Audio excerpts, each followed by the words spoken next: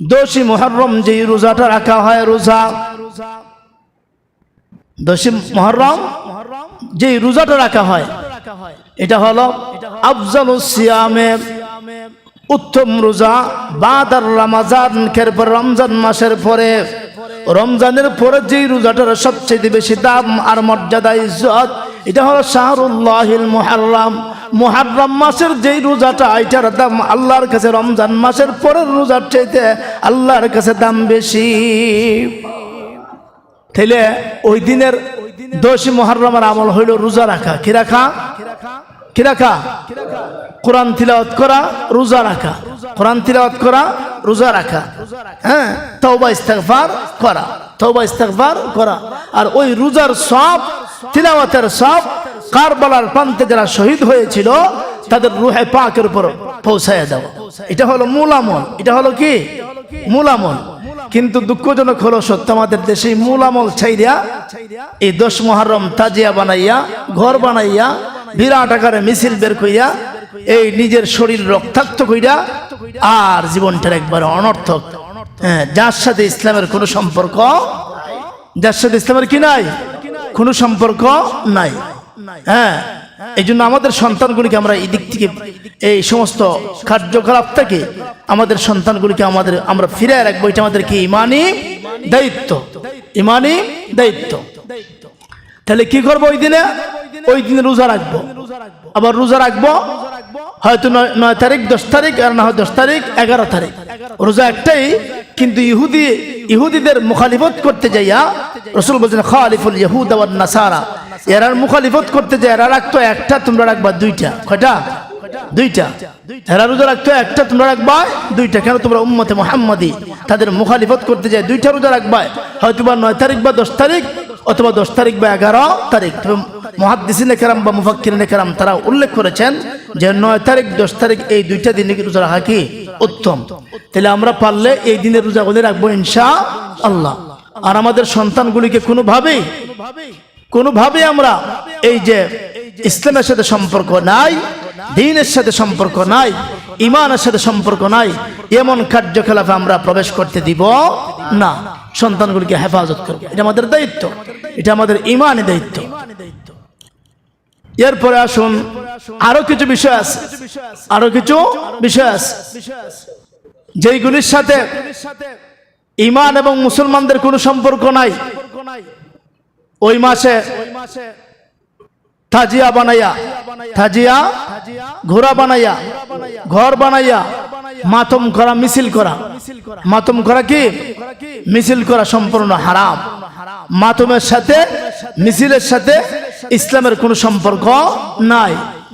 বরং এদিন তো কোরআন তিলাওয়াতের মাধ্যমে, জিকির আজকারের মাধ্যমে কারবালার প্রান্তে যারা শহীদ হয়েছিল এদের নামে সব রেসানি করা। কি করা? সব রেসানি করা। এদের নামে সব রেসানি করা। বাক্স আমাদের সামনে, কথাও শুনি, বাক্সতে আমরা অনুদান দিতে থাকি ইনশাআল্লাহ। তিনি যে কথাটা বলতেছিলাম যে হুজুর পাক সাল্লাল্লাহু আলাইহি ওয়াসাল্লামের কলিজার টুকরা ইমাম হাসান এবং হুসাইন, ইমাম হাসান এবং হুসাইন নবী দৌহিত্র, এরা শাহাদাত বরণ করেছে। এরা শাহাদাত বরণ করেছে দ্বীন এবং ঈমানের জন্য। কিসের জন্য? দ্বীন এবং ঈমানের জন্য। দ্বীনকে আল্লাহর আদালতে বন্ধ করার জন্য, আল্লাহর জমিনে আল্লাহর দ্বীনকে প্রতিষ্ঠা করার জন্য, নানার মিশনকে বাস্তবায়নে পৌঁছাবার জন্য এরা কি করেছে? জীবন উৎসর্গ করেছে, জীবন বিলিয়ে দিয়েছে। তো দেখা যায় এদেরকে যদি প্রশ্ন করা হয়, তোমরা কেন পিঠে আঘাত করো, রক্তাক্ত করো, কেন আঘাত করো, রক্তাক্ত করো? তো তারা উত্তর দেয় যে ইমাম হুসাইন কারবালাতে শাহাদাত বরণ করেছে, আমরা রক্ত দিয়ে প্রেম বিনিময় করি। রক্ত দিয়ে কি করি? প্রেম বিনিময় করি। তাহলে তাদেরকে যদি পাল্টা বলা হয় যে ইমাম হুসাইন তো রক্ত বিসর্জন দিয়েছে, রক্ত দিয়ে তোমরা প্রেম বিনিময় করো, কিন্তু ইমাম হাসানকে যে বিষ খাওয়া শাহাদাত বরণ করেছে, কেউ বিষ খাওয়া প্রেম বিনোদন করো দেখি, কই এটার তো নাই, এই মাসলার তো নাই, কেউ বিষ খায়নি।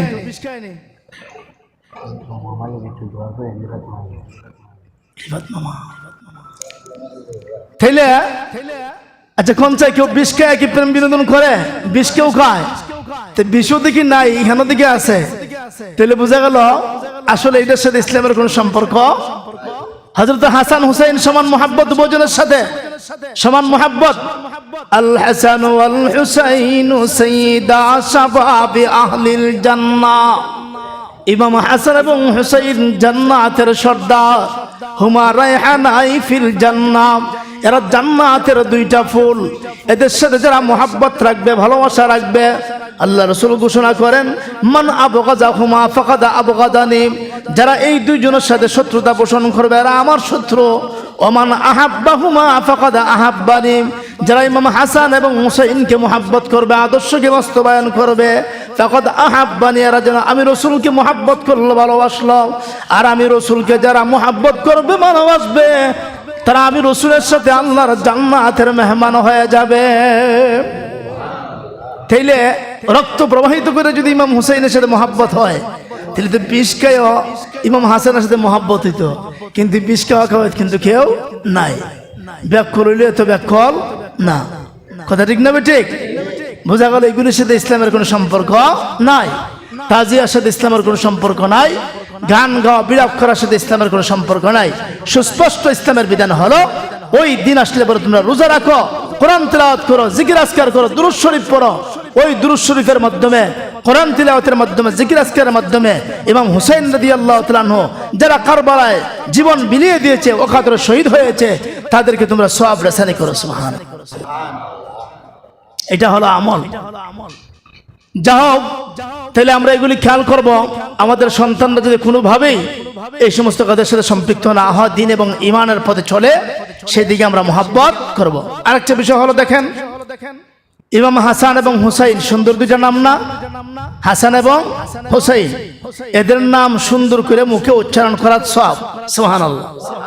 সাহাবীদের নাম মুখে নেওয়া, কোন ওলি বুজুর্গের নাম মুখে নেওয়া, আল্লাহর নবীর নাম মুখে নেওয়া, মদিনাতুল মুনাব্বারার নাম মুখে নেওয়া, মক্কাতুল মুকাররমার নাম মুখে নেওয়া, এগুলো উচ্চারণ করা সব কি সব না? হ্যাঁ, সব।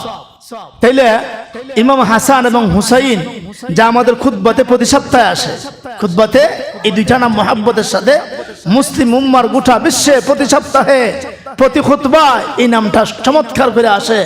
আল হাসান ওয়াল হুসাইন সাইয়্যিদা শাবাবি আহলিল জান্নাহ। ইমাম হাসান এবং হুসাইন ওরা জান্নাতের সর্দার। সুবহানাল্লাহ। দুনিয়ার কোন যুবককে, যুবক ইয়াং জেনারেশন, এই যুবকদেরকে জান্নাতের পারমিশন দেওয়া হবে না যতক্ষণ না ইমাম হাসান এবং হুসাইন জান্নাতে প্রবেশ করে। সুবহানাল্লাহ। এরা যাইব তো দুনো ভাই, এদের ফলো কইরা যুবক শ্রেণীর মানুষগুলি আল্লাহর জান্নাতে প্রবেশ করবে। সুবহানাল্লাহ। তাহলে এদের ইজ্জত আর সম্মান আছে কি আছে না? এদের নামটা সুন্দর করে লওয়ার দরকার আছে কি আছে না? তাহলে যেখানে সুন্দর করে লওয়ার দরকার, এখানে যদি আয় হাচ্চান আয় হুচ্ছাইন বলা হয়, নামটা কি সহি হইল না ভুল হইল? কথাগুলি ভালো করে খেয়াল করবেন। আমরা তো হুজুকে বাঙালি, সুর দেয়া খইলি আর মাতম মারলি ঝুইকা লাগছে এটার মাঝে দরবার। কিন্তু এই যে হাচ্চান আর হুচ্ছাইন নামটা হইছে, একজনের নাম আব্দুর রহমান, একজনের নাম আব্দুল্লাহ, আব্দুল কুদ্দুস। কথার কথা, একজনের নাম কি আব্দুল কুদ্দুস। ওর যদি আপনি কুদ্দুচ্ছা কইয়া ডাক দেন, আসলে এর অন্তর কষ্ট লাগবো কি লাগবো না? যদিও হয়তো মুখে কিছু বলে না, কিন্তু অন্তর কষ্ট লাগবো কি লাগবো না? হাসান রাদিয়াল্লাহু তাআলা আনহু, ইমাম হুসাইন রাদিয়াল্লাহু তাআলা আনহু, এখানে যদি হাচ্চান এবং হুচ্ছেন বলা হয়, তাহলে আসলে তাদের অন্তর কষ্ট লাগবে কি লাগবে না? আর যখন লাগবে কি লাগবে না? তাহলে কি কিয়ামতের দিনে এদের সাথে জান্নাতে যাওয়া যাইব? কষ্টতে জান্নাতে যাওয়া যেতে পারে? এই জন্য সাবধান, নামগুলি সঠিকভাবে যদি উচ্চারণ হয়। আল হাসান আল হুসাইন, কত চমৎকার দুইটা নাম। রাসূল বলে হুমা রায়হানাই ফিল জান্নাহ, এই দুইটা আমার জান্নাতের দুইটা ফুল। সুবহানাল্লাহ। হ্যাঁ, এরা জান্নাতের গেটে দাঁড়ায় থাকবে যুবকদের অপেক্ষায়। এই জন্য হুসাইনের চেতনায় ইমানকে মজবুত করি, হুসাইনের চেতনায় ইমানকে তৈরি করি। ইমাম হাসানের আদর্শে নিজেকে তৈরি করি, ইমাম হুসাইনের আদর্শে নিজেকে তৈরি করি। হযরত ইমাম হুসাইনের লাশ কাইটা মাথা নিয়ে যখন ওইরকম লাঠিটা গুথা দেয়, তখন একজন মুরব্বী সাহাবী ছিল পাশে। কি ছিল? মুরব্বী সাহাবী, মুরব্বী, বয়স বেশি, যে বয়সে কিচ্ছু বলার নাই। কিন্তু এর পর ইমাম হুসাইনের গর্দন কেটে যখন লাঠি দিয়ে আঘাত করা হয়, লাঠি দিয়ে গুথা দেওয়া হয়, ওই সময় ওই মুরব্বী সাহাবী ডাক দিল, আমার বয়স অনেক বেশি, এখন আমার শরীরে ক্ষমতা নাই, আমি কিছু তোকে করতে পারবো না, কিন্তু একটা কথা মনে রাখ, আমি নিজে তাকায় দেখেছি দুইটি ঠুঠে ইমাম হুসাইনের যে ঠুঠে লাঠিদের আঘাত করতেছ, তুমি ইমাম হুসাইনের মাথায় লাঠিদের আঘাত করতেছ, ঠুঠে মুখে লাঠিদের আঘাত করতেছ। আমি একবার দুইবার না হাজারো বার দেখেছি রাহমাতুল্লিল আলামিন ওই ঠুঠে হাজারো বার চুমু খেয়েছে। এই টুটে রসুল চুমু খাইছে, এখানে তুমি গুতা দিতেছো, মারতেছো, যা মনে চায় তা করতেছো। আমার সময় ভালো না, বয়স ভালো না, আর না উচিত জবাব দিতাম ইমাম হুসাইনের সাথে বেয়াদবি করার কারণে, ঠিক কিনা? তাহলে সেই হুসাইনি মিশন, হুসাইনি আদর্শ জমিনে বাস্তবায়ন হোক আমরা চাই কি চাই না? ওরা মিথ্যার সাথে আপোষ করে নাই, ওরা তাগুতের সাথে আপোষ করে নাই, দিন এবং ঈমান নিয়ে রসুলের মিশনকে নিয়ে সামনে অগ্রসর হয়েছে, রসুলের দিনকে নিয়ে সামনে অগ্রসর হয়েছে, ঈমানকে নিয়ে দুর্বার গতিতে সামনে অগ্রসর হয়েছে। বিদায় পৃথিবীর ইতিহাসে শাহাদত বরণ করলেও স্বর্ণাক্ষরে পৃথিবীর মানচিত্রে তাদের নাম লেখা হয়ে আছে, ঠিক কিনা? আরো যদি এখন ঠিক কিনা? কেউ বাচ্চা জন্মগ্রহণ করলে কেউ সীমার রাখেনি, বাচ্চা জন্মগ্রহণ করলে কেউ সীমার রাখে? আবু জেহেল রাখে? রাখে কেউ? হ্যাঁ, আবু লাহাব কেউ রাখে? বুলেও রাখে না, কিন্তু হুসাইন রাখেনি। হ্যাঁ, হুসাইন রাখেনি, হাসান রাখেনি। নামকে আল্লাহ পাক চমকায় দিয়েছে, জীবন দিয়েছে, উৎসর্গ করেছ রসুলের সুন্নাহর জন্য, ঈমান আর ইসলামের জন্য। যাও, কিয়ামত পর্যন্ত তোমাদের নামগুলিকে শ্রদ্ধার সাথে উম্মতে মুসলিমা স্মরণ করবে, শ্রদ্ধার সাথে বরণ করবে। সুবহানাল্লাহ। কিন্তু এই সীমারের নাম আর কেউ লয় না, ভুলেও যদি কেউ রাখে দেয়, ভুলেও মনে কেউ রাখে না সীমার, ঠিক কিনা? কারণ সে ঘৃণিত, সে মুসলিম উম্মার নিকট ঘৃণিত, বেয়াদবি করেছে রসুলের বংশের সাথে, বেয়াদবি করেছে হুসাইনি বংশের সাথে, গুস্তাখি করেছে রসুলের বংশের সাথে। এই জন্য রসুলের বংশের সাথে বেয়াদবি করা যাবে না, এদের সাথে গুস্তাখি করা যাবে না, সম্মান আর শ্রদ্ধার সাথে নাম নিতে হবে। যদি এদের সাথে তোমার মহব্বত থাকে, ভালোবাসা থাকে, কিয়ামতের কঠিন মাহশরে হুসাইনি চেতনা উজ্জীবিত হওয়ার কারণে, ইমাম হাসানের চেতনা উজ্জীবিত হওয়ার কারণে এদের গ্রুপে, এদের লিস্টিতে তোমার নাম থাকবে, আর হাসতে হাসতে এদের হাত ধরে আল্লাহর জান্নাতে চলে যাবে। সুবহানাল্লাহ। এই জন্য আমার সমাজের যুবকদেরকে বলবো, নিজের জীবনটাকে একটু হুসাইনি চেতনায় ঘুরাই, ইমাম হাসানের চেতনায় ঘুরাই। হুসাইন রাদিয়াল্লাহু তাআলা আনহু রাসূল কত মুহাব্বত করতেন, কত ভালোবাসতেন। নামাজের সেজদায় গেছেন, নামাজের সেজদায় কই গেছেন? রসুল নামাজের সেজদায় গেছেন।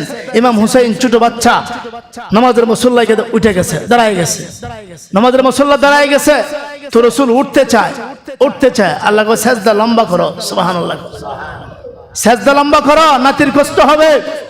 আমার নাতির ইজ্জত আর সম্মান আর মর্যাদায় তোমার সেজদার টাইম বাড়াই দিছে। সুবহানাল্লাহ। তোমার নাতির ইজ্জত আর সম্মানের মর্যাদায় সেজদার কি বাড়াই দিছি? টাইম বাড়াই। যতক্ষণ হাসান জানামাজে থাকবে সেজদা থেকে উঠতে পারবে না, মাথা জোগায় পড়ে থাকো। সুবহানাল্লাহ। তা আল্লাহ কত ভালোবাসতো, রসুলও কত ভালোবাসতো। এই ইমাম হাসান এবং হুসাইন, তাদের আদর্শ আমরা চাই কি চাই না? এদের নমুনা আমরা চাই কি চাই না? কই এরা তো ফেন্সি গাজা টানতো না, এরা তো কোনোদিন ফেন্সি গাজা হাতে নিত না, এরা তো কোনোদিন ইহা বাবা হাতে নিত না। হ্যাঁ, না কোনো একটা ইতিহাস আছে, ইমাম হুসাইন রাদিয়াল্লাহু তাআলা আনহু, ইমাম হাসান একটা বাবা লইয়া ঘুরছে, আছে কিছু? তো কই আমরা তো সমাজে বাবার অভাব নাই। হ্যাঁ, আছে কি আছে না? ইয়া বাবার অভাব নাই আমরা সমাজে। গুপে গুপে, রন্ধ্রে রন্ধ্রে, পাড়ায় পাড়ায়, মহল্লায় মহল্লায় এগুলির ব্যবসা চলতেছে, আছে কি আছে না? এগুলোকে পরিহার করি, তাহলে কিয়ামতের কঠিন মাস রাসূল বলেন হাউজি মিন মাসিরাতু শাহরিন, এই সমস্ত বাদ দিবা, ফেন্সি গাজা বাদ দিবা, বাবা ইয়াবা বাদ দিবা, তো কিয়ামতের কঠিন মাসরে আমি রাসূল নিজের হাতে, হুসাইন রাদিয়াল্লাহু তাআলা নিজের হাতে তোমার হাতে জান্নাতের শরাব তুলে দিবে। সুবহানাল্লাহ। জান্নাতের শরবত তুলে দিবে। জান্নাতের শরবতটা কি? মাউহু আতিয়াবু মিনাল লাবানি ওয়া রিহুহু আতিয়াবু মিনাল মিসকি ওয়া কিজানুহু কানুজুমিস সামা। হে পৃথিবীর যুবকেরা, হুসাইনি চেতনা যদি ঈমানকে করতে পারো, নিজেকে তৈরি করতে পারো, তাহলে শুনে রাখো কিয়ামতের কঠিন মাহশরে আল্লাহর নবীর সামনে হাজিরা দিলে আল্লাহর নবী নিজের হাতে তোমাকে জান্নাতের মিষ্ট পানি তোমার সামনে ধরে তুলে দিবে। আর ওই পানি কেমন হবে? আল্লাহর নবী ডাক ধরে মা উহু আতিয়াবু মিনাল লাবানি, দুধের চেয়ে শুভ্র সাদা হবে। ওয়ারিহু আতিয়াবু মিনাল মিসকি, মিষ্ক আম্বরের চেয়ে তার ঘ্রাণ আরো বেশি হবে। আর ওয়াকি জানুহু কানুজ নুজুমিস সামা, আল্লাহু আকবার, আকাশের তারকারাজির চেয়ে তো বেশি পান পাত্র থাকবে। যে এক ফোঁটা পান করবে, ফামান শারিবা মিনহু, ওই জান্নাতি সুদার শরাব যারা এক ফোঁটা পান করবে, লাম ইয়াজমা আবাদা, কিয়ামত পর্যন্ত পানির পিপাসা হবে না। এই পানি আমরা চাই কি চাই না? এই জান্নাতের শরাব চাই কি চাই না? তাইলে হুসাইনি চেতনায় জীবনকে ঘুরাইয়া দেই, হুসাইনি নমুনায় জীবনকে ঘুরাইয়া দেই, ঈমান আর আমলকে সুন্দর করে যুবকরা হুসাইনি পদ্ধতি জীবনকে চালায়। ইনশাআল্লাহ সুম্মা ইনশাআল্লাহ আমাদের জীবন সুন্দর হবে, পরপার সুন্দর হবে। আল্লাহ তাবারক ওয়া তাআলা দ্বীন ঈমানের সাথে কথাগুলি মানার তৌফিক দান করুক, আমিন। আর জোরে বলি আমিন। নাসরুম মিনাল্লাহ ওয়া ফাতহুন করিব ওয়া বাশশিরিল মুমিনিন।